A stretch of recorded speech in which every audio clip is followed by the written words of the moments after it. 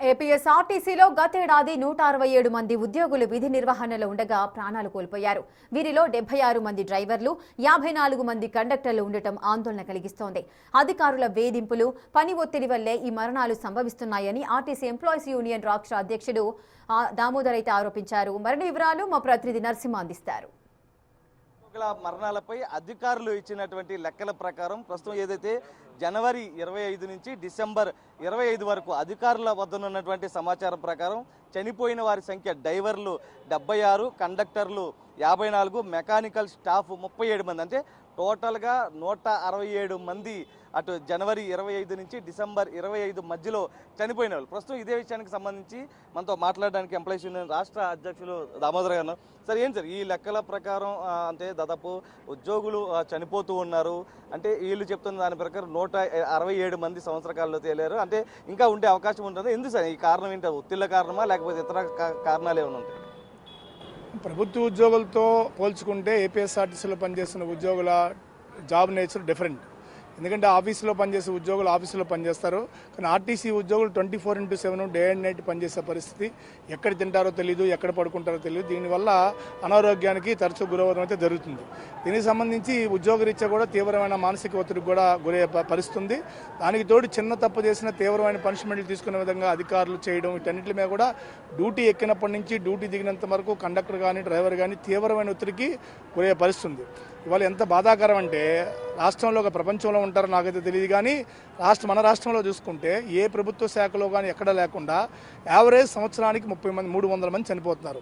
300 ఆ పైనే, అంటే రోజుకు ఒక ఉద్యోగి ఆర్టీసీలో చనిపోతుంటే ఎంత బాధాకరమైన పరిస్థితి అంటే దీన్ని ఎవరికి చెప్పుకోవడానికి అర్థం కాని పరిస్థితి. దీని అంతటికీ కారణం 2 రకాల కారణం ఉండొచ్చు. ఎందుకంటే 62 సంవత్సరాల ఎంత వయసు రీత్యా కొంత కారణం కూడా అవ్వచ్చు, ఆరోగ్య రీత్యా కారణం అవ్వచ్చు. దీని ఆరోగ్యం సిబ్బంది కండక్టర్లు కానీ డ్రైవర్లు కానీ సంబంధించిన సిబ్బంది అనారోగ్యానికి గురవడానికి కారణం తరచూ బయట 24/7 జాబ్ చేయడం, దానికి తగ్గ సౌకర్యాలు లేకపోవడం వల్ల. ఉదాహరణకి డ్రైవర్ ఉన్నాడు, నైట్ హాల్ట్ సర్వీస్కి వెళ్తారు.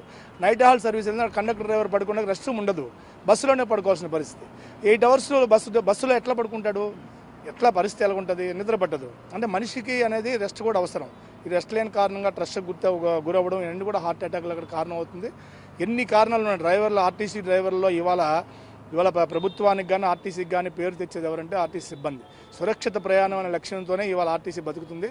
నేను నాగరాజు అదంతా కూడా చూసుకోవచ్చు. ఏదైతే హైదరాబాద్ నుంచి బయలుదేరుతున్న సమయంలో చౌటుప్పల్ దగ్గర ప్రయాణికుల్ని బస్టాండ్లో సేఫ్గా దించిన తర్వాత ఇతను హాస్పిటల్కి వెళ్ళడం జరిగింది, అక్కడ చనిపోవడం జరిగింది. అంటే ఏం చెప్తారు సార్ మొత్తం అంతే? యాక్సిడెంట్ జరుగుతుంది, చనిపోతుంది తెలిసి అవసరమైతే డ్రైవర్ అయినా చనిపోవడం సిద్ధపడతాడు, కానీ ప్రయాణికులకు ఎటువంటి ఆపద జరగకుండా ఉండే విధంగా మేము మా శిక్షణలో కానీ మేము ఆటోమేటిక్గా మేము ఫిక్స్ అవుతాం. దాంట్లో భాగంగా ఇట్లాంటి ఇబ్బందులు వచ్చినప్పుడు ఏదో జరగబోతుందనే ఉద్దేశంతోనే ఇవాళ డ్రైవరు చాకచక్యంగా పక్కల ఆపడం వల్ల బస్సులో ఉన్న 18 మంది అంతమంది బతికారు. లేకపోతే ఎంత ప్రమాదం జరిగేదో, ఎదురొచ్చే వాహనం ఎంత ప్రమాదం జరిగేదో తెలియదు. వీటన్నిటిలో కూడా ఇవాళ డ్రైవర్లు కండక్టర్లు పడుతున్న ఇబ్బందుల దృష్టిలో ప్రభుత్వం కానీ ఆర్టీసీ యాజమాన్యం కానీ డ్రైవర్ కండక్టర్లకు సంబంధించిన సౌకర్యాలు తీసుకోవాల్సిన ఆవశ్యకత ఉంది. దానికి తోడు ఇవాళ డ్రైవర్లకు సంబంధించిన ఈ విధంగా అయితే కండక్టర్లకు సంబంధించి ప్రధానంగా ఇవాళ ప్రభుత్వం ప్రతిష్టాత్మకంగా స్త్రీశక్తి ప్రవేశపెట్టింది. స్త్రీశక్తి ప్రవేశపెట్టిన తర్వాత ఇంతకుముందు బస్సులో 50 మంది ప్రయాణికులు వస్తే ఇవాళ 100 నుంచి 120 మంది ప్రయాణికులు వస్తున్నారు. 100 నుంచి 120 మంది బస్సులు ఎక్కించాల్సిన అవసరం లేదు కదా, చట్ట ప్రకారం సీటింగ్ మెయింటైన్ చేయాల్సిన అవసరం ఉంది. అయినప్పుడు కూడా చట్టం దాటి ప్రజల సౌకర్యం కోసం ప్రభుత్వం తీసుకునే నిర్ణయాల మేరకు మేము చేస్తుంటే అధికారులు మాత్రం తనిఖీ అధికారులు రాసిన చిన్న చిన్న తప్పుడు కేసులకి సస్పెండ్ చేయడం, రిమూవ్ చేయడం, తీవ్రమైన పనిషన్లు ఇస్తున్నారు. మేము ఎంత కష్టపడుతున్నా సరే అధికారుల వైపుల్లో మాత్రం ఎటువంటి మార్పు రాలేదు. అధికారుల వైపులో మార్పు రావాల్సిన అవసరం ఉంది.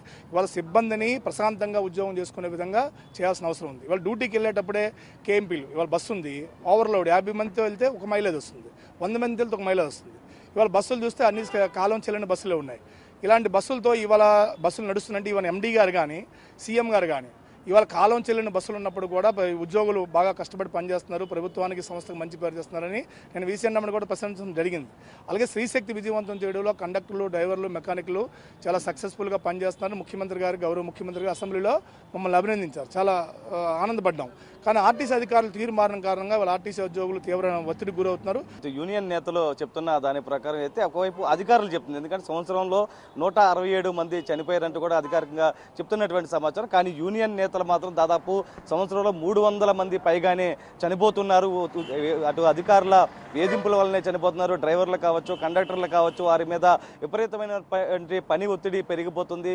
అలసట లేకుండా ఉద్యోగం చేయడం వల్లనే వారంతా కూడా అనారోగ్యాల బారిన పడుతున్నారని చెప్తున్నారు. ఇప్పటికైతే స్టాఫ్ ఏదైతే ఉందో దానికి సంబంధించి త్వరితగతిన రిక్రూట్మెంట్ చేయాలంటూ కూడా అంతా డిమాండ్ చేస్తున్నటువంటి పరిస్థితే కనిపించింది. వీడియో హోసన్నతో Narasimha, big TV, Vijayawada. RTC అధికారుల తీవ్ర ఒత్తిడి వల్లే డ్రైవర్లు, కండక్టర్లు ప్రాణాలు కోల్పోతున్నారని స్టాఫ్ అండ్ వర్కర్స్ యూనియన్ నేత జిలానీ ఆరోపించారు.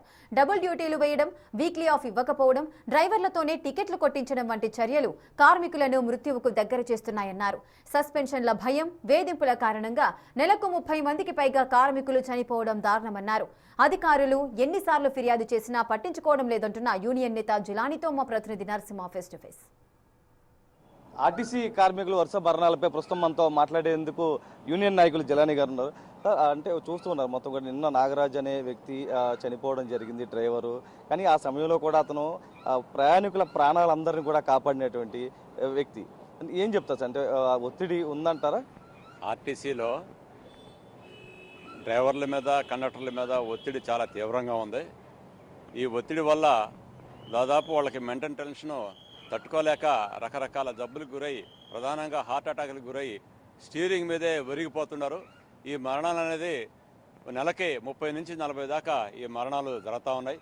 అదేవిధంగా మరణాలతో పాటు వాళ్ళ మీద వేధింపులు, కేఎంపీలు వేధింపులు అయితే ఉంది. అదేవిధంగా ఒకే డ్రైవరు టిక్కెట్లు కొట్టి డబ్బులు తీసుకొని డ్రైవింగ్ చేయాలన్నటువంటి వన్ మ్యాన్ సర్వీస్ పరిస్థితులు. అదేవిధంగా ఈ 15 అక్టోబర్ 15 ఆగస్టు 15 నుంచి వచ్చినటువంటి ఈ స్త్రీశక్తి పథకం వల్ల మరి కాస్త వీళ్ళ మీద పనిభారం బాగా పెరిగింది. ప్రధానంగా రిక్రూట్మెంట్లు లేవు 10 ఏళ్ల నుంచి. మొత్తం ఏజ్ బార్ అయినటువంటి వాళ్ళు ఉన్నారు. మరి రిక్రూట్మెంట్ లేకుండా, కొత్త బస్సులు కొనకుండా మరి స్త్రీశక్తి పథకాన్ని ఇలాగే అమలు చేసుకుంటూ పోతే ఈ మరణాలు పెరుగుతున్నాయి. అదేవిధంగా వాళ్ళ మీద కేసులు కూడా విపరీతంగా పెరుగుతున్నాయి. ప్రతి నెల ఒక 40 నుంచి 50 మంది వరకు సస్పెన్షన్లు అవుతున్నారు. ఎందుకంటే టికెట్లు WFT టికెట్లు పక్కనే ఉంటాయి. అది పొరపాటున మేల్కిస్తే అతన్ని దాని మీద కేసులు రాసి వెంటనే సస్పెండ్ చేస్తున్నారు. మరి దీని మీద ఆర్టీసీ యాజమాన్యం కానీ, అదేవిధంగా ప్రభుత్వం కానీ స్పందించాలి.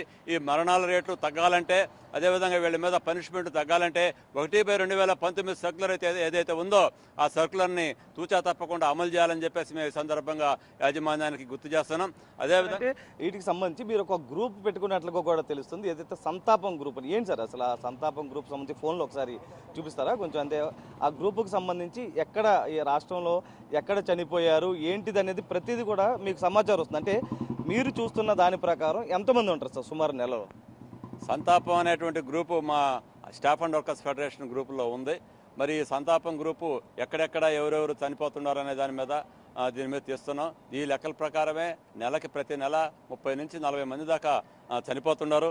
మరి ఈ మరణాలని మనం ఏ విధంగా చూడాలి అని అంటే ఖచ్చితంగా ఈ చూడొచ్చు, ఒక్కసారి విజువల్స్ లో చూడొచ్చు. వీళ్ళ గ్రూపుకు సంబంధించి సంతాపం గ్రూప్ అంటే మొత్తం ఎవరు చనిపోయారు చూడొచ్చు. నంద్యాల కోటిరెడ్డి SWF ఇతను. దీనికి సంబంధించి కూడా ఏదైతే RN రావు ఇతను కూడా చూడొచ్చు, చనిపోయిన డేట్తో సహా ఫ్రైడే శుక్రవారం చనిపోయారు. R నాగేశ్వరరావు కండక్టరు ఇతను.